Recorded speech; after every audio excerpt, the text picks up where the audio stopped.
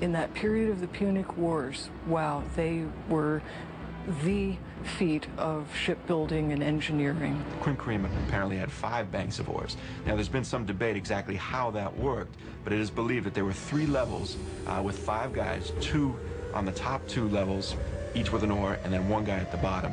Whatever the case, it was a bigger, larger version of the trireme. However, even though it's a bigger version, the tactics involved in naval warfare are exactly the same. The main purpose of these ships is to ram the enemy's ship. That's what they were engineered for. Outfitted with a bronze-covered ram, they were designed for speed and maneuverability. These were very, very, very quick. Trying to catch a Carthaginian warship was trying to hit Muhammad Ali in his prime as a boxer.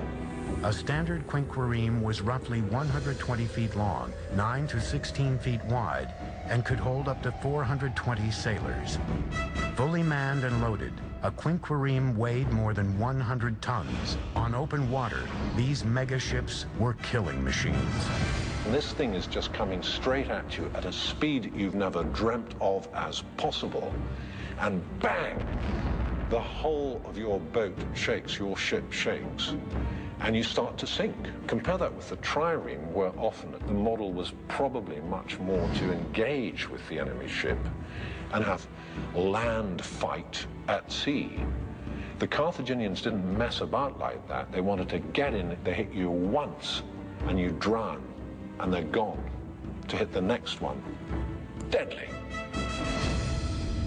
And this was a distinct disadvantage for the Roman Navy until they came upon a wrecked quinquereme, and they sort of reverse engineered it.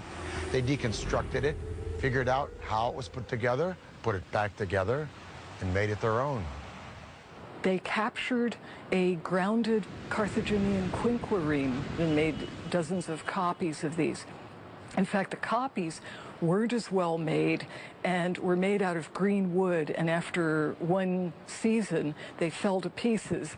But never mind, that's all the time the Romans needed to turn the tide. The Roman and Carthaginian fleets would now square off with the ancient world's equivalent of weapons of mass destruction to see who truly owned the seas.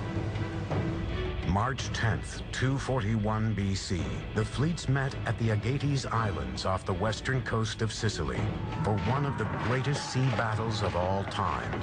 In the hostilities of the First Punic War, the Battle of the Agates Islands, fought off the coast of Sicily, was a turning point. In the battle between 2 brilliantly engineered fleets, Carthage had the advantage in numbers. But their sleep-killing machines were bloated with grain and supplies for Hamilcar's army, camped out on nearby Sicily. Many ships were sunk or lost or captured. People weren't expecting that. Now, the Carthaginians try to make a break for it, but they are unable to do so because of this extra weight. That gives the Romans the victory. It was a strategic disaster. In the end, the Romans took nearly 30,000 Carthaginian prisoners. With no way of resupplying himself and his troops, Hamilcar was forced to surrender and retreat back to Carthage. It was clear the pendulum of power in the Mediterranean was now swinging ominously toward Rome. In victory, Rome gained not only Sicily, but also Carthage's holdings on Corsica, Sardinia, and the islands between Sicily and Africa. Hoping to cripple Carthage, Rome forced it to pay a large tribute. But Carthage was not ready to give up yet. It turned westward to Spain to generate new wealth. And the Carthaginians send Hamilcar Barca to Spain, so his goal in 237 is to conquer as much of Spain as possible. It took 9 hard-fought years for Hamilcar to conquer the native tribes there. When he finally did, all of the land south of the Ebro River becomes part of the Carthaginian Empire. But Hamilcar paid for that conquest with his life. In 228 BC, he was killed in battle with a rebelling native tribe.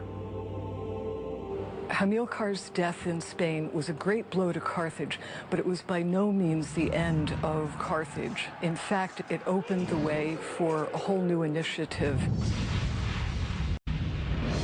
legend has it that Hamilcar's 9-year-old son begged to watch his father lead Carthage into battle with Spain. And the father agreed on one condition, that the son would promise eternal hatred of Rome and commitment to that republic's defeat. Put your hands in the blood.